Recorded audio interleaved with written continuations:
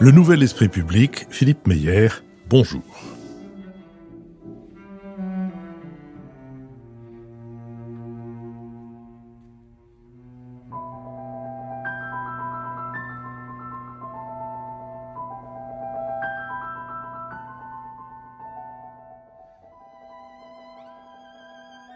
Bonjour, merci de nous avoir rejoints pour ce Nouvel Esprit Public, pour cette émission thématique qui sera consacrée à Molière et pour laquelle nous recevons Georges Forestier. Georges Forestier, bonjour. Bonjour.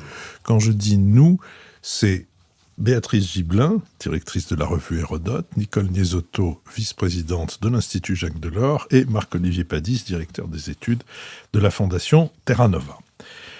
Georges Forestier, vous êtes agrégé de lettres classiques, vous êtes docteur d'État, vous avez enseigné au Portugal, à Rouen, à Reims, à la Sorbonne Nouvelle, puis à Sorbonne Université. Vous avez dirigé le Centre d'études de la langue et des littératures françaises. Vous êtes l'inventeur de la génétique théâtrale, dont sans doute nous reparlerons, génétique théâtrale sur laquelle vous vous êtes appuyé pour étudier Pierre Corneille, puis Jean Racine, puis Molière.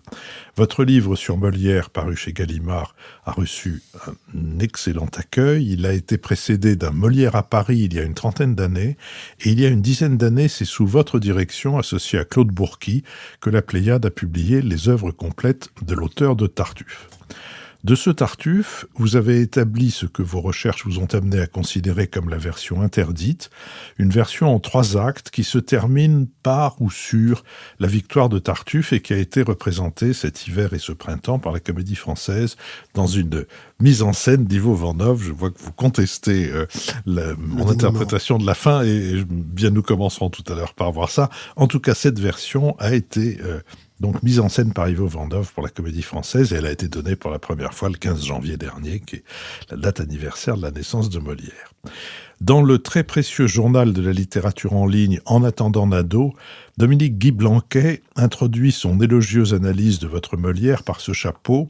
Si vous pensez tout savoir de Molière, l'auteur le plus joué en France avant d'être devancé depuis quelques décennies par Shakespeare, détrompez-vous.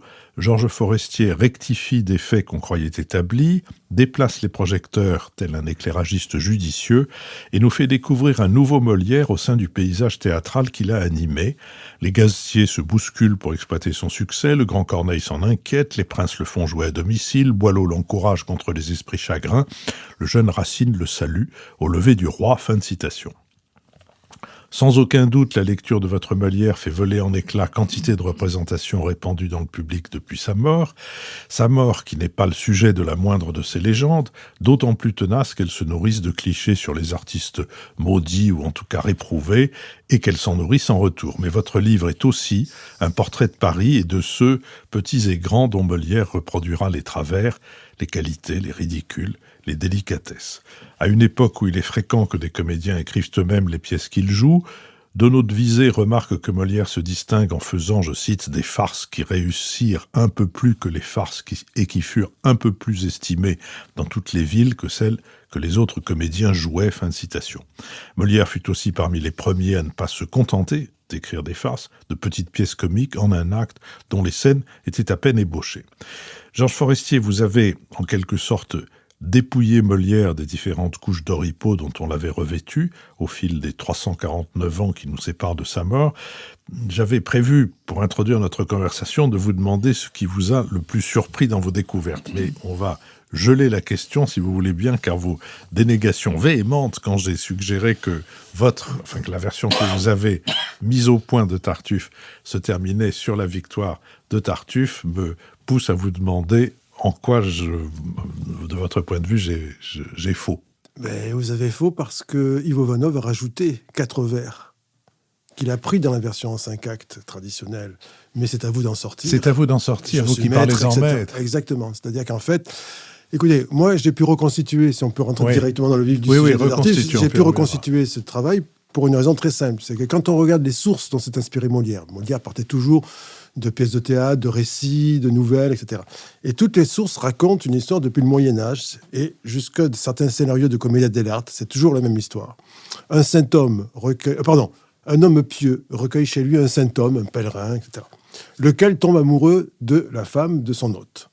Il cherche à résister à la tentation, il se mortifie tant et plus, et puis finalement, la tentation est la plus forte. Il s'ouvre à la dame, laquelle le repousse aimablement, en lui disant « Vous êtes un saint homme, reprenez-vous et n'y revenez pas ». Et là, il ne peut pas résister, il y revient. À ce moment-là, elle se décide à le dénoncer à son mari, qui ne la croit pas. Vous reconnaissez l'histoire de pièce, bien sûr, qui ne la croit pas. Et du coup, elle convainc son mari de tendre un piège à celui qui est devenu un hypocrite, puisque pour masquer son désir, il est devenu un hypocrite. On lui tend un piège, on le démasque. Dans la version en Commedia dell'arte, on menace de le castrer. C'est la raison pour laquelle Damis dit « je veux lui couper les 2 oreilles ». Molière se souvient très bien de ses amis italiens, etc. Et on le chasse, point. Et la pièce finit là-dessus. Simplement, elle finit pas tout à fait là-dessus parce que quand j'ai fabriqué la pièce et j'ai étudié la pièce d'abord, je me disais mais pourquoi cette scène de Madame Pernelle, le retour de Madame Pernelle, arrive-t-elle au milieu du 5e acte alors que toute la famille est sans dessus dessous. Elle craint l'arrivée des, on est chassé de la maison, on attend l'arrivée des envoyés du roi pour arrêter Orgon. Cette scène comique là qui perd de son comique et quand j'ai commencé à élaguer, à couper pour fabriquer cette version, je me suis rendu compte que cette pièce-là, enfin cette scène-là, s'expliquait très bien, c'est terminer la pièce. Et d'ailleurs, il y a une chute formidable qui est Dorine qui dit à son maître qui se bat contre sa mère en disant « Mais j'ai vu de mes yeux vus », etc. Elle lui dit « Juste retour, monsieur, des choses d'ici-bas, vous ne vouliez pas croire, et l'on ne vous croit pas. » Et voilà, ça. En fait, la pièce devait se terminer. Pour quasiment plus 2 vers où on envoie Damis se marier. Voilà, terminé. D'accord. C'est la version que j'ai publiée... qui a paru en septembre dernier aux éditions Porte-à-Parole. Si j'avais su, j'ai apporté un exemple. Non, je me suis laissé emporter par mon peu de goût pour la version d'Ivo Vandov, et je n'avais pas imaginé une seconde qu'il avait rajouté. Il a changé complètement la signification de la pièce. La colère que j'ai éprouvée à son égard vient de croître d'une manière absolument exponentielle, et il n'a pas intérêt à me croiser dans la rue. Alors, si sur le Tartuffe, vous voulez poursuivre, je ne m'y opposerai nullement. Et sinon, je vous repose la question que j'avais préparée. Donc, vous avez vécu avec Molière pendant des années et dans son époque, parce que Corneille, parce que Racine, comme je disais tout à l'heure, qui ont été vos précédents sujets de travaux. Qu'est-ce qui vous a quelle est la découverte la plus forte, ou quelle est l'information qui vous a le plus surpris? Je ne saurais pas vous dire quelle est l'information qui m'a le plus surpris. En revanche, ce que je peux vous dire, c'est que c'est l'image de Molière qui a émergé progressivement de ça, c'est-à-dire un véritable, à la fois un artiste, un entrepreneur de spectacle, un homme dont j'ignore encore ce qu'il pensait vraiment sur le plan politico-social, si je puis dire, parce qu'il était tellement embarqué à la cour que j'ai fait quelques réflexions justement dans certains passages, par exemple au moment de la création du Festin de Pierre, qu'on connaît sur le nom de Don Juan, titre modifié après sa mort. Eh bien, il y avait des inondations dans Paris, les glaces de la Seine étaient en train de fondre, donc c'était la débâcle, ça avait emporté des maisons sur des ponts construits comme... Et on a l'impression que Molière, il vivait dans une sorte de bulle entre le Palais Royal, sa maison, place du Palais Royal, et la cour, et c'est ça qui m'a étonné, quoi. Enfin, la chose qui m'a le plus étonné, c'est que j'ai pas réussi à savoir le moindre indice de ce que l'homme politique et social qui pouvait être.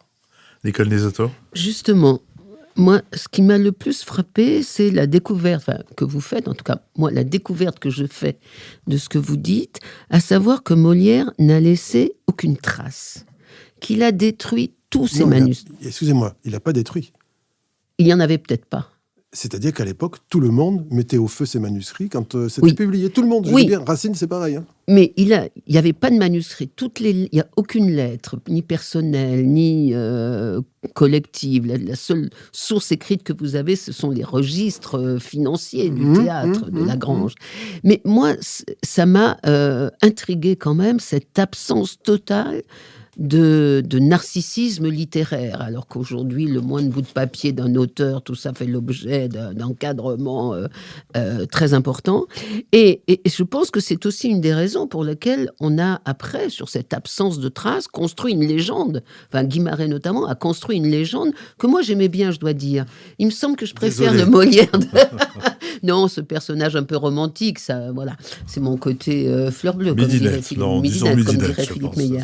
Mais donc, ma question est, mais vous aviez déjà répondu un peu, parce que moi, je croyais que c'était lié à la personnalité de Molière, qui était un homme totalement de l'action, du théâtre, et pour lequel l'écrit ne comptait pas. Mais vous avez l'air de dire que c'était vrai de tous les écrivains de l'époque, qu'il n'y avait aucun narcissisme, aucun culte de l'écrit. C'était ma première question.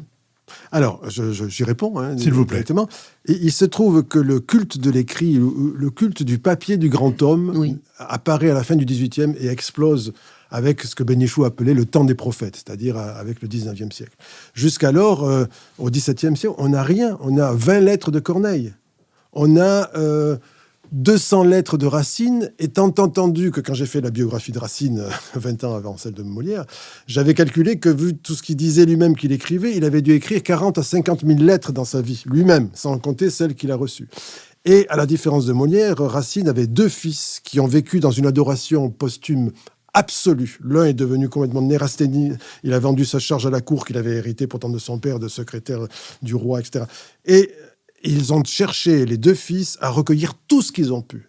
Et en 50 ans de travail, ils ont réussi à recueillir 200 lettres. Et pour ce qui est des manuscrits, il n'y a aucun manuscrit de Racine, sauf des poèmes qui n'ont pas été publiés dans ses œuvres, sauf une pièce qui s'appelle Iphigénie en Tauride. J'exagère en disant une pièce. C'est le premier acte dialogué en prose, puisqu'on écrivait d'abord toujours en prose avant de versifier, le premier acte et le début du second acte. Et puis comme il a abandonné Iphigénie en Tauride pour écrire Iphigénie à Aulis, qui s'appelle Iphigénie tout court, eh bien, c'est resté dans cet tiroir. Donc ne restait dans cet tiroir que les choses qui n'étaient pas parues. Et ça, c'est le cas de tout le monde. Si on a des manuscrits de certains mémorialistes, c'est parce qu'ils n'ont pas été publiés au XVIIe siècle, que c'est à partir du XVIIIe ou du XIXe siècle qu'on les a publiés. Donc il n'y a rien de surprenant là-dedans. Alors évidemment, l'avantage de ça, c'est que ça accroît le mystère autour de Molière. C'est là-dessus que les théoriciens du complot, ils sont appuyés pour dire que c'était Corneille qui avait écrit les pièces de Molière, puisque voilà, on a soigneusement caché cette incapacité à écrire qu'aurait eu Molière. Oui, ça, enfin, vous faites remarquer au passage que personne à l'époque n'a jamais contesté que Molière était l'auteur de ces pièces. Au contraire, on l'accusait d'être plagiaire, de prendre son bien partout où il le trouvait. Enfin, je dis, les traces doctorialité, elles sont absolument partout. Béatrice Gibelin. Est-ce que justement ça ne traduisait pas une grande jalousie vis-à-vis de Molière? Parce que j'ai cru comprendre qu'il était extrêmement connu de son vivant, qu'il avait une notoriété, une vraie star. Alors justement, cette star, même s'il n'a pas eu de descendant direct comme Racine avec ses fils qui vont s'occuper vraiment de ses écrits, on peut s'étonner qu'il n'y ait pas eu dans son entourage des gens qui aient eu le souci d'abord de défendre sa mémoire, le fait que ce soit lui qui écrive. Moi, j'ai été stupéfaite qu'il puisse avoir... qu'on puisse le qualifier de star. J'aurais jamais imaginé au XVIIe siècle qu'on puisse être une star tout à fait... Voilà. L'expression est contemporaine. Elle est contemporaine et on va se replacer au XVIIe. Je suis d'accord. Avec le roi. Mais oui, c'est vrai. Mais l'autre chose que je me suis dit à vous lire, mais au fond, Molière, dans ses pièces, dans ce qu'il fait, c'est un humoriste d'aujourd'hui, mais encore bien meilleur que beaucoup de nos humoristes aujourd'hui, parce que leurs textes, ils vont pas durer 400 ans. Voilà, et puis, c'est surtout parce qu'à la différence de tous nos humoristes, il est capable d'écrire des œuvres qui se tiennent, et non pas des sketchs. Oui, c'est ça. Le problème, c'est que les humoristes de notre temps, même quand on voit un dont j'aimais beaucoup les débuts, qui m'a fait beaucoup rire, avec des sketchs comme La Poste, etc., qui sont tellement ancrés dans les comportements, qui est Danny Boone, à part son premier, là, le plus célèbre, Bienvenue chez les Ch'tis, etc., qui se tient. Après tous les films qu'il a fait ensuite, il y a toujours des éléments qui ne tiennent pas, ils sont trop longs. Alors que Molière, il a une cohérence complète, parce qu'il a commencé à être acteur, c'est-à-dire qu'il avait dans sa tête des schémas de pièces et non pas à être humoriste. Quand je dis que c'est un humoriste, c'est un peu, le terme est anachronique évidemment, mais pour dire exactement qu'est-ce que c'est qu'un homme qui fait rire des auditeurs avec la satire des comportements de ses contemporains. Et ça, c'est très exactement, me semble-t-il, un humoriste. Oui, bien sûr. Alors pour répondre à votre première question, il se trouve que les papiers, quelqu'un les a eu entre les mains pendant un certain temps, c'est-à-dire la famille, puisque Armand Béjart a récupéré dans les tiroirs pour le vendre à sa propre troupe le manuscrit du Festin de Pierre, de façon à ce que la troupe remonte le Festin de Pierre 15 ans après. Elle a reçu des parts d'auteur. Ben oui, c'est la veuve, donc aujourd'hui aussi, une veuve, elle reçoit les droits d'auteur de son... Et ensuite, elle a eu un fils avec un autre comédien. Elle s'est remariée 3-4 ans après. Donc, elle a eu un fils. Et ce fils, il a publié, à la fin du siècle, du XVIIe, donc, une pièce qui s'appelle Mélicerte, il a complété... Molière avait laissé inachevée une petite pièce, une sorte de pastorale qui avait été commandée pour la cour, etc. C'était en 2 actes. Il y avait 2 actes qui c'est toujours publié dans ses œuvres, d'ailleurs, avec ses justes. Et Nicolas Guérin a donc complété cette... et il a dit... la fin, les 2 mots. Pour dire, si c'est pas bon, c'est pas la faute à Molière, c'est ma faute, parce que j'ai cherché dans les papiers de Monsieur de Molière si je trouvais des indications concernant la fin de cette pièce, et je ne les ai pas trouvées. Donc, il restait des papiers, des brouillons, des choses comme ça, mais il se trouve que ce pauvre Nicolas Guérin meurt à 28-29 ans. Son père, comédien de la Comédie Française, qui aimait un peu trop l'alcool, a fini par mourir quelques années après. Armande était morte, et il reste une survivante des 4 enfants qu'avaient eu Molière et Armande, qui s'appelle Esprit-Madeleine Poquelin, et qui, elle, a grandi loin, parce que sa mère, qui se prenait qui était moitié aristocrate, puisqu'elle était la fille d'un aristocrate, l'avait fait élever, comme elle-même l'avait été, loin du théâtre, dans une institution religieuse. Cette fille était restée dans cette institution religieuse jusqu'à l'âge de 25 ans, volontairement, et quand elle en est sortie, elle est restée proche des milieux religieux, et elle a épousé à 30 ou 35 ans un organiste d'église. C'est-à-dire qu'elle a grandi dans un milieu où le théâtre était en abomination. Donc, ça devait être à la fois une honte pour elle d'avoir eu des parents comédiens et d'avoir eu un père célèbre comme comédien condamné par l'Église. Parce qu'il faut savoir que Molière va être condamné par l'Église jusque dans les manuels des écoles privées du XIXe siècle. Donc, du coup, voilà, c'est la raison pour laquelle elle a laissé tout glisser, elle ne s'est pas préoccupée de récupérer quoi que ce soit après la mort de son demi-frère. Esprit-Madeleine, il y a eu vous l'avez vu peut-être, Daniel Lebrun, la Comédie Française a créé un spectacle c'est l'histoire d'Esprit-Madeleine Molière qui raconte à quel point elle a détesté le théâtre et à quel point, au fond, c'est une sorte d'illustration de la phrase de Jules Renard, tout le monde ne peut pas être orphelin, qui était... Marc-Olivier Padis. Oui, je voulais revenir sur votre travail. Philippe a parlé de critique génétique. Donc, ce que vous faites, c'est que vous regardez les différentes étapes de constitution d'une pièce. Et donc, sans rentrer trop dans la technique de travail, moi, la question que je voulais vous poser, c'est sur la différence. Comme vous avez travaillé sur Corneille et Molière, bon, on peut supposer que Corneille, les comédiens, le jeu, c'est... De lire le texte, enfin de dire le texte. D'exprimer le texte. D'exprimer le texte. La déclamation, c'est exprimer le texte. Chez Molière, il y a une part de jeu, probablement, qui est beaucoup plus grande, de mimique, de jeu de situation, qui relève du comique, à proprement parler. Et donc, quelle est la différence dans votre travail sur... Comment est-ce qu'on reconstitue pour Corneille et pour Molière? Est-ce qu'il n'y a pas un décalage énorme? Parce qu'il y a une part qui nous échappe définitivement, qui est la mise en scène du comique, qui doit être... et apparemment, des échos qu'on a, Molière avait un comique de geste très, très développé. Il pouvait faire rire une pièce simplement en levant le sourcil. Il y a un côté Louis de Funès, on dirait, à travers... Donc, bien sûr. Voilà, donc c'est quoi la différence? C'est Louis de Funès qui a un côté Molière. Alors, la différence, oui. Alors, pour donner une idée très simple de de la manière dont j'ai constitué cette démarche de génétique, c'est quand je travaillais sur Corneille il y a un certain temps maintenant, j'avais été frappé par le fait que quand il racontait la source historique à partir de laquelle il avait construit certaines de ses pièces, comme Cinna, par exemple.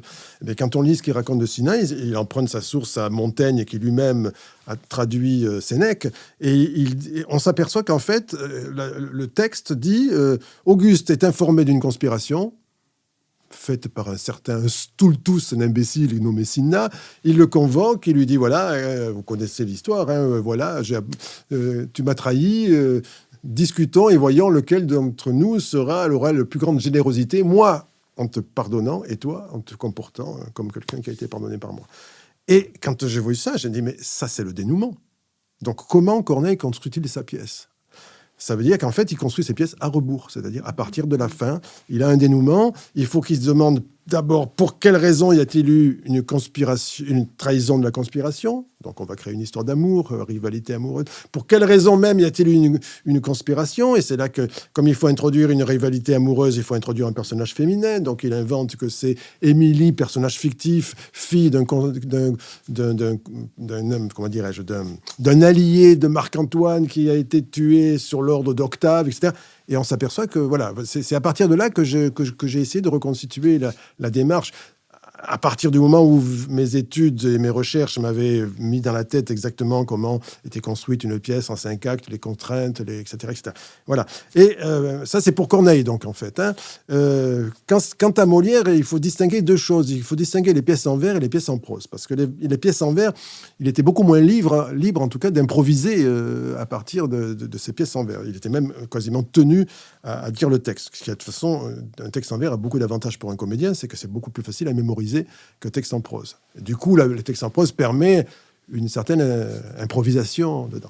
Alors, la différence entre les deux, c'est que... Mais, comment dirais-je, la démarche génétique, c'est la même pour moi parce que j'ai travaillé à observer, comme j'ai fait en plus cette édition de la Pléiade avec mon acolyte Claude Bourqui, qui avait fait sa thèse sur les sources de Molière, c'est-à-dire l'évaluation critique de tout ce qu'on a attribué comme source aux pièces de Molière. Et du coup, on a pu travailler de façon précise. C'est-à-dire, par exemple, pour prendre l'école des femmes, mais pourquoi Agnès est-elle un personnage unique chez Molière et chez les filles de Molière, puisqu'elle s'éveille à l'intelligence, elle a de la répartie, etc. Rien à voir avec toutes les autres filles à marier de Molière. Eh bien, tout simplement, parce que quand on commence à creuser, on s'aperçoit que Molière, il est parti de deux pièces, de nouvelles différentes. L'une qui s'appelait La précaution inutile, dans lequel un type, il veut épouser, après avoir été trompé par une femme, etc., avoir passé 15 ans à l'étranger, découvrant que toutes les femmes les plus intelligentes le trompent, donc du coup, il veut épouser une sotte absolue. Bon, bref, il épouse une sotte absolue, et évidemment, elle est tellement sotte qu'elle ne se rend même pas compte qu'elle trompe son mari après le mariage. Bon. Et ça, c'est une première nouvelle. Et puis la deuxième, c'est l'histoire du fils du roi du Portugal, qui, après avoir été élevé exclusivement par sa mère et sa nourrice, n'ayant pas vu d'autres femmes, part en Italie pour faire ses études à Padoue, persuadé que les plus belles femmes du monde sont sa mère et sa nourrice, et là, il tombe sur un médecin qui lui dit « Mais non, il y a d'autres femmes belles. D'ailleurs, si vous voulez, je vous en ferai... » Comme il conteste, il lui dit « Mais je vais vous faire voir une femme qui est plus belle que le jour. Venez demain matin à 6h à la messe, vous verrez, je vous ferai envoyer cette dame, etc. etc. » Et effectivement, il va arriver un ange, comme le raconte dans Le Guépard, le garde-chasse du prince... de Salina. Voilà, Salina. Et il voit arriver un ange véritable... Et quand il sort, il dit au médecin, mais c'est merveilleux ça, mais j'aimerais bien la voir de plus près. Pouvez-vous la renvoyer demain ? Le lendemain, il la suit. Il utilise évidemment une entremetèse pour s'introduire chez la dame. Les choses se passent très bien. Le mari, à ce moment-là, de cette dame revient. Il avait oublié des médicaments. Il repart, etc. Et l'après-midi, le jeune homme tombe sur le mari. Il tombe sur le médecin qu'il connaissait, il lui dit « Au fait, la dame que vous m'avez montrée, je l'ai suivie, ça se passe très bien, mais figurez-vous que le mari est venu cet après-midi. » Vous imaginez que le mari, c'est le médecin lui-même. Voilà, donc, bref, et chaque fois qu'il revient le lendemain exprès pour surprendre les amants, évidemment, la femme elle trouve une nouvelle ruse pour cacher son amant, tantôt dans une coffre, dans une armoire. Et la dernière fois, il met le feu carrément aux 4 coins de la pièce, quitte à incendier la maison entière. Elle dit « Mais écoutez... il y a là, vous savez, dans cette armoire, les actes de notre mariage et de toute ma dot, etc., a envoyé chercher des portefaix pour sortir l'armoire. Évidemment, le jeune homme était caché dedans. Et à la sortie, il raconte l'histoire, etc.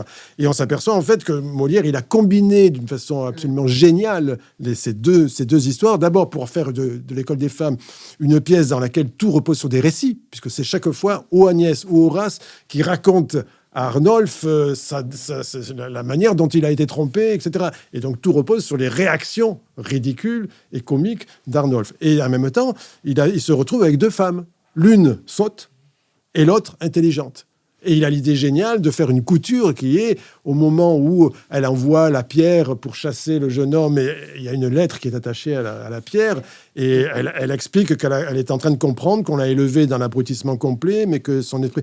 Et le garçon dit « L'amour est un grand maître ». Donc Molière a joué à montrer que l'esprit peut s'éveiller, comme ça, il a raison. Et voilà comment, un exemple de la manière dont, quand on travaille, la différence entre le résultat obtenu et soit ses incohérences, soit ses contradictions, soit ses étonnements, et là où les sources dont il est parti nous permet de voir le travail qu'il fait. Donc, dans tous les cas, c'est un travail totalement différent, parce que jamais Corneille n'aurait combiné comme ça deux sources pour en faire une pièce, en plus, qui se passe tout en récit, comme on l'a reproché à Molière, ce qui fait la force de l'École des femmes. Mais on l'a reproché à Molière. Il n'y a pas d'action dans cette pièce, puisque tout repose sur les... Et du coup, j'en profite pour répondre à la deuxième partie de ce que vous me disiez. Le jeu extraordinaire de Molière, qui a été salué et qui a fait de lui une star très vite, avec Lully et quelques autres, avec Lebrun, Lully, c'était des gens dont les gazetiers avaient les yeux fixés sur les grands princes, sur la cour, bien sûr sur le roi, et sur les quelques artistes qui rayonnaient autour du roi, et parmi lesquels Molière était au premier rang de ces artistes. Alors pour en revenir à ce jeu de Molière, il se trouve que Molière a commencé par jouer... Quand il est passé des petites farces à des comédies, il a commencé par jouer des comédies à l'italienne, dans laquelle il jouait le rôle de Mascari. Mascari, qui dit Mascari, dit petit masque. Donc il jouait avec un demi-masque à l'italienne. Et puis, il joue encore dans Les Précieuses Ridicules, sa première pièce parisienne, sa première pièce dans laquelle il a l'idée géniale de se moquer des comportements contemporains, qui transforme le paysage comique de façon radicale.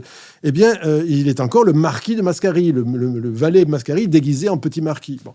Et puis, 6 mois plus tard, il a l'idée d'abandonner ce personnage pour créer un nouveau personnage qu'il appelle Sganarelle, celui qui se trompe lui-même, ce Nganare, c'est-à-dire celui qui se trompe lui-même. Il fabrique lui-même un mot pour montrer ça, et il joue désormais à visage découvert. Et là, il s'inspire dans son jeu de quelqu'un qu'il fréquentait, il était le plus célèbre depuis 30 ans, l'acteur italien de Paris qui s'appelait Scaramouche, Tiberio Fiorilli, dit Scaramouche, qui était depuis la fin des années 30 à Paris en permanence, sauf pendant la Fronde où tous les Italiens sont partis parce qu'on voulait massacrer tous les Italiens à cause de Mazarin. Hein, donc, mais sinon, là, il y avait une troupe de comédiens italiens en permanence depuis les années 36, 37, 38.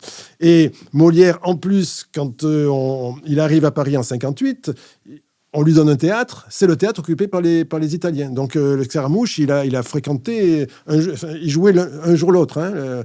Au début, Molière jouait les 4 jours extraordinaires de comédie, c'est-à-dire les mauvais jours, où on ne jouait pas d'habitude du théâtre. Et les Italiens, les trois jours ordinaires, c'est-à-dire mardi, vendredi, dimanche. Et puis, comme les Italiens, on a eu la bonne idée de rentrer quelques mois en Italie l'été suivant, 59, ils ont pris ces jours-là. Et donc, Molière connaît très bien Scaramouche, et la qualité formidable de Scaramouche, c'est que c'est essentiellement un mime. Et un mime qui donc transmet, qui dit mime, dit mimique, c'est-à-dire expression des émotions à travers les grimaces du visage. Et Molière a l'idée géniale de prendre à Scaramouche ses mimiques, mais Scaramouche, c'était surtout un mime, il parlait très peu, donc, et d'adapter ça à son jeu parlé à lui, qui fait que c'est ça qui va lui permettre, dans l'École des femmes, d'avoir cette pièce si extraordinaire. Et on l'a attaqué d'ailleurs, parce qu'on l'a dit, vous voyez, le jeu de Molière, lorsque Arnolphe entend Horace qui lui raconte ses progrès auprès de la jeune Agnès, Arnold devrait lui dire, mais quand même, la jeune Agnès, elle est promise à un monsieur qu'elle doit épouser ce soir-là, il faut respecter tout cela, etc. Au lieu de cela, il se retourne pour faire des grimaces. Et ça, vous voyez, on voit bien là la particularité de Molière. J'espère avoir répondu à vos 2 questions en même temps. Juste un mot sur Agnès et sur Arnolphe. Tout à l'heure, vous disiez que dire de Molière que c'est un humoriste, c'est juste et c'est anachronique. Mais est-ce que précisément ce qui fait que c'est ce que nous appelons, nous, un humoriste, qui n'aurait pas été appelé comme ça à l'époque, c'est une forme de bienveillance dans la moquerie, dans la critique. Le fait de reconnaître chez l'autre des défauts exagérés, mais qu'on a en soi d'une manière non exagérée. C'est-à-dire de lui permettre d'évoluer. Agnès commence idiote et elle finit maligne. Arnolphe commence buté et il finit... je ne dirais pas... mentalement ruiné. Mentalement ruiné, mais oui, lucide, enfin, y compris sur le caractère totalement utopique, non pas monstrueux d'ailleurs, mais je pense qu'il ne réfléchit pas au côté monstrueux, mais sur le caractère utopique. Les personnages bougent à l'intérieur de la pièce. Le vieil Horace ne bouge pas, et Horace non plus, et Camille non plus. Et vous prêtez beaucoup de malléabilité à l'esprit d'Arnolphe. Je ne vois pas pourquoi il sortirait en étant transformé. Non, transformé, je ne dis pas. Il lui est arrivé quelque chose. C'est un personnage de théâtre, de toute façon. Donc, moi, quand je vois un personnage de théâtre, j'ai de l'imagination quand je suis spectateur dans la salle. Mais lorsque je réfléchis sur le personnage de théâtre, je ne vois pas qu'il aille au-delà de ce que le texte dit. Vous comprenez ce que je veux dire ? Je distingue toujours l'interprétation, le fait de me laisser emporter, et j'annule mon esprit critique quand je suis spectateur, autant que possible. Autant que faire. Hein. Voilà. Et puis inversement, quand je suis devant le texte, il n'y a rien dans le texte qui laisse entendre ce que vous dites. C'est-à-dire, c'est votre propre rêverie de c'est Jouvet plus Bernard Blier. Plus Olivier Perrier. Marc-Olivier Padis. Justement, je voudrais enchaîner sur cette question de la satire, parce que vous insistez beaucoup sur ce qu'apporte Molière, c'est de se moquer des travers de son temps, des mœurs, on connaît ça. Mais moi, ce que je n'ai jamais vraiment réussi à me représenter, c'est comment il se situe dans cette polarité au XVIIe, il y a la cour et la ville. Et il se moque à la fois des courtisans, et puis des bourgeois, le bourgeois gentilhomme, par exemple. Mais il joue aussi bien à la ville qu'à la cour. Donc ça veut dire que, est-ce que c'est la ville qui rit de la cour et la cour qui rit de la ville, ou est-ce que les courtisans rient d'eux-mêmes ? On a le sentiment, en tout cas avec le jeune Louis XIV, que Louis XIV rit de lui-même. Et que Molière sait très bien que... En fait, les précieux dont ils se moquent, ils sont dans la salle. Et ce qui les amuse, c'est de se voir représentés sur scène. Est-ce que c'est ça ? Parce que c'est complètement différent de se moquer de la cour à la ville et de la ville à la cour. Ça, c'est facile, tout le monde peut le faire d'une certaine façon. Mais de se moquer de la cour devant la cour, ça, c'est un talent supérieur. Non ? Georges Forestier. Oui, alors... comment dirais-je ? Il faut savoir que, d'abord, la cour et la ville, si je puis dire, il y a deux villes. Voilà. Il y a la ville des mondaines, des salons, qui s'interpénètrent étroitement avec la cour, mais sans que ce soit exactement les mêmes. Par exemple, la célèbre marquise de Sévigné n'allait jamais à la cour parce qu'elle n'avait pas les moyens d'entretenir assez de parures et de robes, etc. Il fallait être très, très, très, très riche ou s'endetter monstrueusement pour paraître à la cour. Mais elle fréquentait des gens elle allait à la cour. Tous ces gens-là se retrouvaient dans les salons. Le public de Molière, c'est celui des salons, prioritairement, parce que pour payer une place de théâtre, 1,5 livre pour une création, 1,5 livre, ça correspond, peu importe, hein, 1 livre c'est 11 € à peu près, donc 1,5 livre c'est 15 € à peu près, mais il faut savoir que un artisan, un ouvrier d'un atelier d'imprimerie, enfin tout le petit peuple, il gagnait 50 livres par an. Donc, il était incapable de se payer. Pour lui, le théâtre, c'était les tréteaux du Pont-Neuf, etc. Donc, le public de Molière est constitué par les bourgeois, ce qu'on appelait les bourgeois de la rue Saint-Denis, c'est-à-dire les marchands qui étaient debout au parterre, ce qu'on appelait le peuple. Et le peuple, c'est ça, c'est les bourgeois. Hein. C'est les bourgeois, c'est le peuple qui va faire la Révolution française. À l'origine, c'est la bourgeoisie parisienne avant que les sans-culottes s'en mêlent. Hein. Donc, le peuple, c'est ce qu'on appelle le peuple, c'est les bourgeois, les marchands qui sont debout. Et qui, le dimanche, comme on le raconte un texte, viennent quelquefois avec leurs femmes et se mettent là, dans ce cas-là, au deuxième loge, au-dessus. Et donc, le public privilégié de Molière, c'est celui qui, à la fois, s'interpénètre ou s'entremêle entre la cour et la ville mondaine. Et il se trouve que lorsqu'il a l'idée géniale d'écrire Les Précieuses Ridicules, il s'inspire, là encore, Mais c'est ça qui est un grand artiste, c'est quelqu'un qui sait s'inspirer pour en faire une œuvre étincelante à partir de là. D'un spécialiste de la parodie qui s'appelait Charles Sorel, écrivain célèbre à l'époque, romancier célèbre, qui a écrit Francion, le roman comique de Francion, Le Berger extravagant, une parodie de roman pastoral formidable, et qui avait écrit des petits textes, qu'il appelait notamment un texte qui s'appelle Les Lois de la galanterie.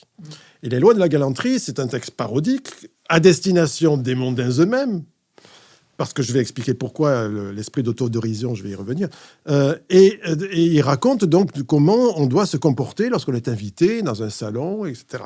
Et dans une chambre, parce que salon, le terme salon, au sens actuel du terme, il vient d'Italie au XVIIIe siècle. Jusqu'alors, on disait chambre, alcôve, ruelle. Et donc, lorsqu'on est invité, que doit-on faire? Et notamment, après avoir salué les dames en faisant force révérence, et c'est ce que fait Mascari quand il entre en scène, et il salue tellement avec sa perruque poudrée qui le repousse quasiment dans la coulisse. Quand on vous invitera à vous asseoir dans un fauteuil, le fameux commodité de la conversation, comme on dit dans le texte, eh bien, vous sortirez un peigne à grandes dents de votre poche et vous affectuerez de vous peigner la perruque. C'est exactement ce que fait Mascari dans La Scène 9, lorsqu'il fait son entrée en scène, il sort, voilà. Et éventuellement, vous grondez une chanson, mais bon. Et donc, en fait, là où je veux en venir, c'est que si ça a si bien marché avec les milieux mondains dont Molière commence à faire la satire, en faisant une satire burlesque, c'est même pas une satire, c'est un jeu de parodie burlesque. C'est parce que dans ces milieux-là, qu'on n'appelait pas du tout précieux, à l'époque, c'est Molière qui invente la notion, et c'est Sorel et Molière qui inventent la notion de préciosité. Il y avait un grand roman qui est apparu dans les années précédentes qui s'appelait La Précieuse. Mais La Précieuse, c'est le roman d'initiation d'un jeune homme qui arrive à Paris et qui va de ruelle en ruelle, de salon en salon, pour chercher la plus parfaite des dames qu'on appelait galantes à l'époque. Et c'est celle-là qu'il appelle la précieuse. Donc c'était positif, précieuse, jusqu'au moment où Molière s'amuse à faire de dames, les plus parfaites des dames, de ridicules petites sottes provinciales qui cherchent à imiter les dames galantes des salons, et c'est ainsi qu'il transforme ça. Et dans les salons, ce qu'on appelait l'éthique galante et l'esthétique galante, donc ça, galant et galante, c'est vraiment un terme endogène, alors que précieux, c'est un terme exogène à partir de Molière, l'histoire de la littérature va récupérer à partir du 19e siècle. Alors, on ne parlait jamais de précieux et de précieuse, sauf de façon parodique quelquefois. Et donc, dans ces milieux-là, eh bien, qu'est-ce qui était qui sous-tendait leur éthique et qui va se traduire par une esthétique?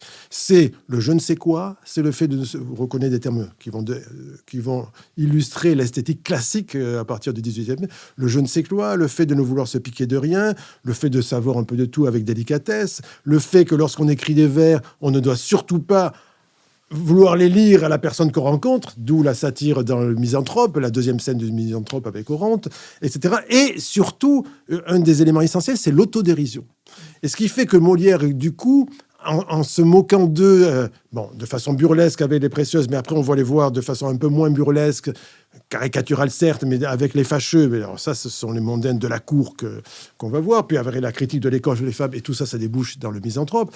Eh bien, il crée un sorte de ce qu'on peut appeler un comique de connivence avec ce milieu-là. Et c'est ça qui va le porter, etc.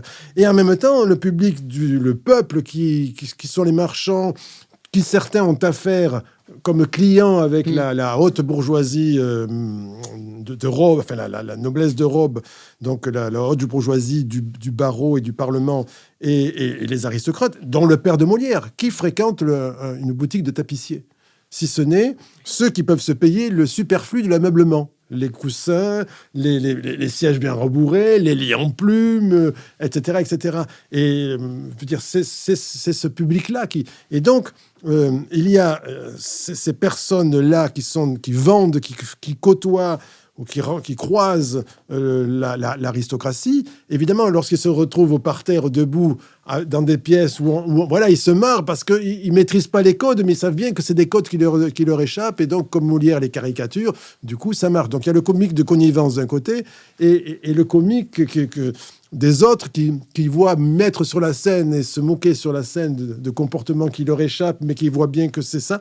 Et ça c'est pour ça que Molière a eu un public unanime, en quelque sorte. Nicole Nisotto. Moi, je voudrais vous interroger sur une pièce qui me paraît tout à fait particulière, en tout cas dans l'œuvre de Molière, qui est Don Juan. Et vous montrez très bien dans votre livre l'évolution du personnage. Parce que, si je comprends bien, Molière s'inspire d'une comédie italienne qui était jouée pour le carnaval, qui faisait rire tout le monde, qui était une espèce de grande bouffonnerie avec des machineries spectaculaires où on disparaissait dans la pierre, etc., mais qui était vraiment une farce, une œuvre comique qui décrivait un libertin, violeur, voleur, tout ce qu'on veut, et qui était puni à la fin par le jugement de Dieu. Et donc, ma question est, par quelle inspiration, par quelle démarche Don Juan a transformé ce libertin... Molière a transformé ce libertin pas très sympathique en un héros extrêmement moderne, qui est peut-être le premier philosophe des Lumières, qui dit que je crois à 2 et 2 font 4, qui est extrêmement irrévérencieux, parce qu'il est le premier athée, me semble-t-il, du théâtre. Et donc, par quelle démarche est-il arrivé à ça ? D'ailleurs, ça lui a coûté, puisque je crois que la pièce n'a été jouée qu'une fois. Non, pas du tout. C'est une légende, ça aussi. Vous dites ? Ah non. Ça fait partie des légendes. Georges Forestier. Alors, pour répondre, on commence par la fin. La pièce, elle a été jouée entre le 15 février et le relâche de Pâques, c'est-à-dire une quinzaine de fois. On jouait 3 jours par semaine.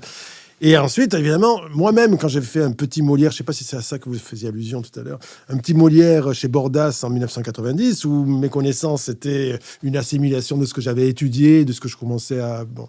Et j'avais répété ce que j'avais lu partout ailleurs, que la pièce avait été étouffée et qu'on avait dit, Louis XIV avait laissé entendre à Molière que si vous voulez qu'un jour, il autorise son Tartuffe, puisque c'est au lendemain de Tartuffe, il fallait bien qu'il mette la pédale douce, et voilà.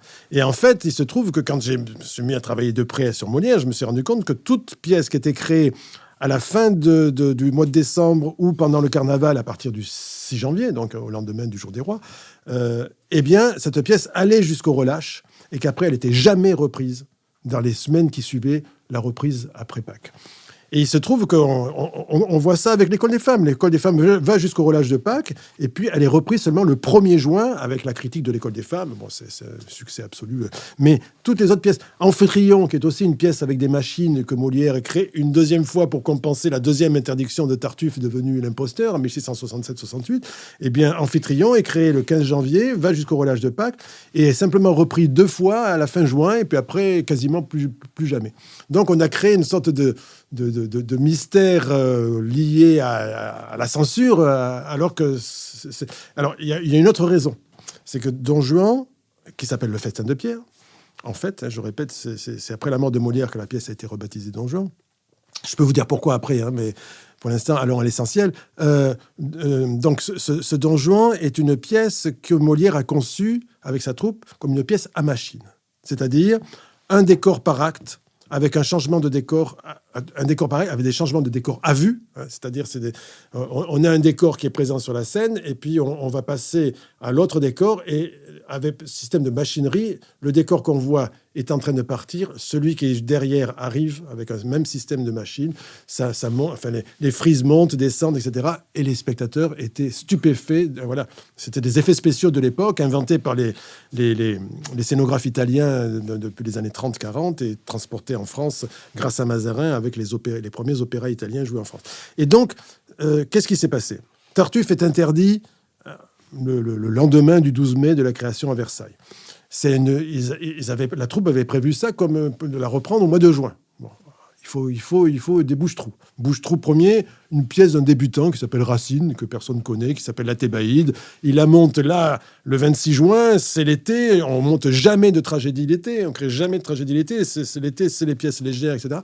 On tente le coup, il faut combler. Racine est content parce que sa pièce avait été acceptée par la troupe rivale, mais il l'annonçait après 4 autres pièces. Ça voulait dire que peut-être 1 an, il lui faudrait attendre. Donc du coup, ça arrange tout le monde. La troupe va chercher Racine. Et puis, on reprend la pièce qui a été créée spécialement pour la grande fête juste avant le Tartuffe, qui s'appelle La Princesse d'Élide, une grande comédie-ballet, etc. Elle appelle beaucoup de... Le public est là, mais il y a des danses, il y a de la musique, il y a des machineries, ça coûte cher. Donc, il y a peu de revenus pour les acteurs qui, comme vous savez, se divisent la part en autant de comédiens qu'ils sont. Et donc, il faut quelque chose. Parce que Molière se rend compte qu'il faut qu'il transforme sa pièce, mais il va en avoir pour du temps. Il a l'intention à ce moment-là il a commencé d'écrire Le Misanthrope en même temps que le premier Tartuffe, mais il sait qu'il va en avoir longtemps parce qu'il veut que ce soit une grande pièce en 5 actes, à la différence des 3 actes de Tartuffe. Donc, que faire ? Par bonheur, pour la deuxième fois dans la carrière de Molière et de sa troupe, ça les sert, les Italiens repartent. Une partie de la troupe italienne est rentrée en Italie pendant l'été. Et donc, le sujet qu'il reprenait presque chaque année pour le carnaval, c'est-à-dire le festin de Pierre, est vacant. Et donc, quelqu'un, lui, on n'en sait rien, a l'idée de dire on va reprendre le festin de Pierre. Mais on va en faire une grande pièce, un grand spectacle, avec des machines, un décor premier acte, un deuxième décor le deuxième acte, 2 décors au 3e acte avec un changement à vue, puisqu'on est dans la forêt, on aperçoit un monument, c'est le tombeau du commandeur, et puis changement de décor à vue au milieu même de l'acte, à la fin de l'acte. On entre dans le tombeau et on voit la statue du commandeur. 4e acte chez Don Juan, puisqu'on attend la visite du commandeur. Et 5e acte dans la rue où il va vers le tombeau du commandeur. Et pour comprendre une grande partie de ce que cette pièce à laquelle, depuis le XXe siècle, on attribue de grandes qualités philosophiques, alors que jusqu'alors, ça n'avait jamais été le cas, et Molière s'en fichait complètement de cette pièce, puisque précisément, il ne la reprend pas, alors qu'il aurait pu. Et donc, la caractéristique de cette pièce s'explique par le fait que c'est une pièce à machine. Pour quelle raison ? Pour une raison très simple. Je prends toujours cet exemple-là, qui est celui du 4e acte. Pourquoi Don Juan est-il au 4e acte, chez lui, en train de réclamer 4 fois « Me fera-t-on souper bientôt ?» et qu'il subit la visite de Monsieur Dimanche, que Sganarelle veut renvoyer, Don Juan laisse, je vais le... Très belle scène. Bon, très belle scène, mais inutile complètement, puisque le grand seigneur, précisément, il pourrait se faire porter absent pour son financier. Bon, donc, il reçoit son père, qui vient lui faire des remontrances, ça fait partie du sujet, les remontrances qu'on fait aux libertins. Et il reçoit Elvire, qui est devenue une Madeleine pénitente, qui cherche à emmener avec lui dans la conversion Don Juan. Et enfin, il faut toujours... qu'est-ce qui se passe après ? Eh bien, Don Juan se met enfin à table, dit à Sganarelle de s'asseoir avec lui, et là, on a une scène avec des lazzi à l'italienne, c'est-à-dire que Sganarelle, on lui met une assiette devant, il répond à une question de Don Juan, un valet enlève l'assiette, et quand il se replonge, etc. Ça, c'est un jeu classique de ce qu'on appelle des lazzi à l'italienne. C'est un des lazzo les plus connus, un lazzo parmi les plus connus. Et enfin, on entend frapper, et enfin, la statue du commandeur arrive. Et pour quelle raison ça se passe comme ça ? Tout simplement parce que ce système-là exige, et Molière avait commandé avec la troupe les décors début décembre, avant même d'avoir commencé à écrire la pièce. Donc il savait qu'il avait besoin d'un décor de palais, d'un décor de campagne, d'abord au bord de la mer, ensuite un décor de forêt et puis un endroit où on mettrait le tombeau. Il suit les Français qui avaient adapté le sujet italien, il le met à l'orée du bois, et puis un décor où la statue vient visiter Don Juan, que ce soit dans une chambre d'auberge où il est réfugié parce qu'il est tout le temps en fuite, ou chez lui, là, chez Molière, et enfin un décor de ville devant le tombeau, puisque... Bon, bref. Je m'en tiens au décor de chambre. Qu'est-ce qui se passe dans la mesure où chacune des décors doit rester un acte entier ? Donc ça veut dire que Don Juan doit rester chez lui tout l'acte 4, dont le seul enjeu, c'est la visite de la statue qui vient chez lui pour souper. Donc, tout l'acte 4, c'est ce que j'appelle du génial remplissage. Voilà. Donc, et c'est pour ça qu'il arrive à faire cette scène merveilleuse avec Monsieur Dimanche. C'est pour ça que cette très belle scène aussi avec Elvire, comme je disais, en Madeleine pénitente qui vient de chercher, etc. C'est pour ça qu'il y a ces lazzi avec Sganarelle, le repas impossible de Sganarelle, et tout est à l'avenant. Alors ensuite, comme il a écrit ça pour un public français, eh bien, il n'a pas imaginé de pouvoir mettre en scène ce jeune étourdi, très grand seigneur espagnol pour qui n'a ni foi ni loi parce que rien ne peut lui résister, et que pour lui, il est persuadé que, vous savez, le refrain que dit le héros, parce qu'à l'origine, c'est une pièce de Tirso de Molina qui s'appelle Le Burlador de Séville, l'abuseur de Séville, et le convié de Pierre, et non pas le festin de Pierre, il convidado di Pietra, l'invité de Pierre. Et à l'origine, son refrain, c'est « Tan largo me los fiai », c'est-à-dire qu'il dit à Dieu si long est le temps que tu me laisses avant de m'amender. En attendant, je peux continuer à tuer, violer, voler, etc. Pas voler, mais violer et tuer. Et Molière, il ne peut pas mettre ce personnage-là sur le théâtre, alors que 2 auteurs français l'ont déjà mis, en imitant le scénario de base italien. Et donc, qu'est-ce qu'il en fait ? Il en fait un courtisan français. D'où le fait qu'il soit habillé avec ses habits couleur de feu et de dorure qui sont décrits par Sganarelle à l'acte 1, scène 1, par Pierrot, lorsque, après le naufrage, Pierrot raconte que ses valets sont venus, ils l'ont habillé tant de rubans, etc., raconte Pierrot. Et donc, c'est un courtisan français. Qu'est-ce qu'il va faire ? Eh bien, ce courtisan français, il ne peut pas se comporter en seigneur et cervelé qui tue. Il doit se comporter en courtisan français. Et c'est la raison pour laquelle, à partir du moment où Molière décide qu'il ne viole plus, donc il n'y a plus d'Onaana, elle n'a plus d'intérêt. Le commandeur, il ne sert plus à rien, donc ne l'ai-je pas bien tué ? Ça a été un duel officiel, quasiment officiel, 6 mois plus tôt. Et donc, parce qu'il faut bien qu'il revienne, le commandeur. Il a bien été tué par Don Juan, mais il ne vient pas se venger. Il vient répondre à la provocation de Don Juan qui se moque de sa stature, etc. Et donc, il se retrouve avec un palais au début. Qu'en faire ? Eh bien, il en fait un palais comme le palais du Luxembourg, qui était un lieu de promenade pour la haute aristocratie.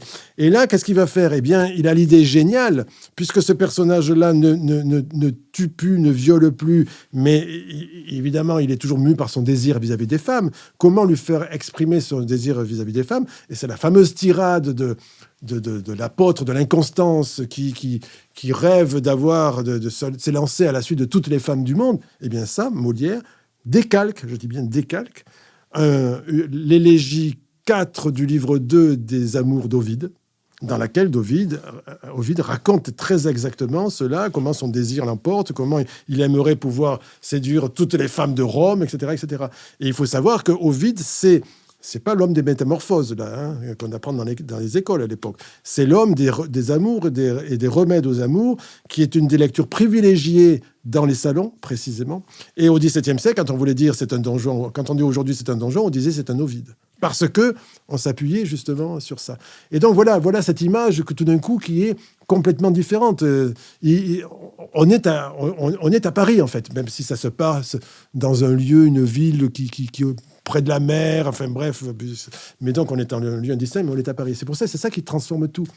Et du coup, ce qui va achever de faire transformer le personnage, c'est que après la mort de Molière, qu'est-ce qui se passe ? Eh bien, Armande commande à Thomas Corneille, grand versificateur devant Dieu, qui faisait souvent des versifications de pièces en prose, de mettre en vers la pièce de Molière, en l'édulcorant des passages les plus sulfureux, comme la scène du pauvre, où Don Juan veut faire jurer le pauvre, comme des scènes où les grandes discussions sur la médecine et sur la religion de l'acte 3, il les fait disparaître. Bref, il écrit une pièce en vers qui est représentée sous le nom de Le Festin de Pierre. Et quand on publie, après sa mort en 1682, la totalité de ses œuvres, donc des œuvres posthumes qu'il n'a jamais fait publier, le texte en prose du Festin de Pierre, pour le distinguer de ce qui est à l'affiche sous le nom de Molière, même si c'est Thomas Corneille qui l'a réécrit, c'est à l'affiche sous le nom de Molière, Le Festin de Pierre, en vers, version Thomas Corneille. Et donc, quand on publie, on réintroduit, on rebaptise la pièce Don Juan ou Le Festin de Pierre. Mais du coup, ça change la signification. Parce que là où Le Festin de Pierre, c'est l'histoire du retour de la statue qui vient punir le libertin, l'accent, le projecteur est mis sur le libertin lui-même et non pas sur son châtiment, et après avec Don Giovanni, ça va. Donc c'est ça que je veux dire.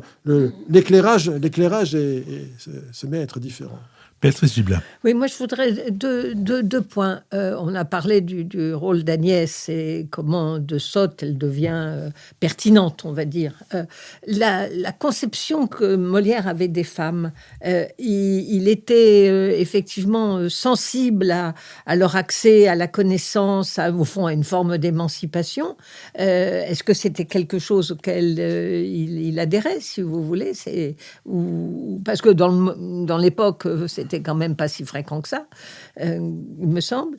Et puis la deuxième, je vous la pose tout de suite, c'est quand même absolument étonnant et merveilleux comment Molière aujourd'hui, 400 ans après, est joué partout. J'ai vu qu'il avait été traduit en Wolof. Et là, alors que là, vous insistez sur le côté français, en venant d'expliquer le personnage de Don Juan, et comment les personnages de Molière, des précieuses ridicules à l'école des femmes, au misanthrope, traverse tout ça, peut être joué au Pakistan, peut être joué en Afghanistan, peut être joué au Sénégal ou ailleurs. Je trouve ça absolument étonnant. Et puis, troisième petite, le rôle... Non, mais si on reviendra, le rôle de la langue française. Oui. Qu'est-ce qu'elle... Molière est-il un autre génie de cette langue française qu'il arrive à modeler dans des situations si variées? Choisissez celle que... J'ai 2 minutes pour répondre. Non, vous avez plutôt 6 que 10, mais allez-y. D'abord, le Pakistan, je ne pense pas qu'on représenterait Tartuffe. On y a joué. Et l'Afghanistan aujourd'hui. Ah non, pas Tartuffe. Mais on y joue. Je sais. Alors, je vais essayer de répondre à votre première question. Attendez, Les femmes. Oui. Alors, les femmes, il y a 2 choses à prendre en compte. D'une part, il vit dans un milieu où les femmes sont les égales des hommes. C'est-à-dire, dans une troupe de théâtre, les actrices ont la même voix au chapitre que les hommes, même si on voit bien qu'elles ne s'intéressent pas aux mêmes choses. Par exemple, lorsque Molière, avec sa troupe, reçoit chez lui le 1er décembre ou le 2 décembre 2 peintres décorateurs pour passer commande de ces fameux décors de Don Juan, il n'y a que les hommes qui sont là et qui vont signer le contrat, etc. Les femmes ne sont pas là. Donc, mais... Pour tout le reste, elles ont voix au chapitre, elles ont voix aux décisions, puisque une troupe, s'ils sont 12, c'est 12 parts de la recette, et c'est 12 voix dans les discussions qu'il peut y avoir, même si, quand on est face à un Molière, il est évident que l'aura qu'il avait, et ça, bon. Mais malgré tout, donc il y a déjà ce milieu. Deuxièmement, comme je vous l'ai dit, Molière joue pour un public privilégié avant tout, qui est celui des salons de la ville et de la cour, c'est-à-dire les mondains de la ville et de la cour, comme j'ai expliqué, qui s'interpénètrent. Et dans ces milieux-là, l'un des fondements de ces milieux-là, c'est que qui tient les salons? Ce sont les dames. Et qui réclame l'égalité de traitement entre les hommes et les femmes? Qui critique le mariage catholique dont Molière va se moquer dans l'École des femmes? Parce que la femme est entièrement soumise à l'homme, selon ce qu'explique saint Paul. Qui réclame une éducation égale à celle des hommes? Qui, sortie de ces milieux-là, 25 ans plus tard, lorsqu'elle sera devenue épouse du roi, Madame de Maintenon, va créer une institution qui va s'appeler Saint-Cyr pour donner justement une éducation équivalente aux filles de la noblesse, une éducation équivalente à celle qu'ont les hommes. Les seules femmes qui étaient bien éduquées à ce moment-là, c'était celles auxquelles le père libéral avait donné un précepteur. Sinon, on apprenait à lire, écrire, compter, tenir son ménage, même chez les grandes dames, etc.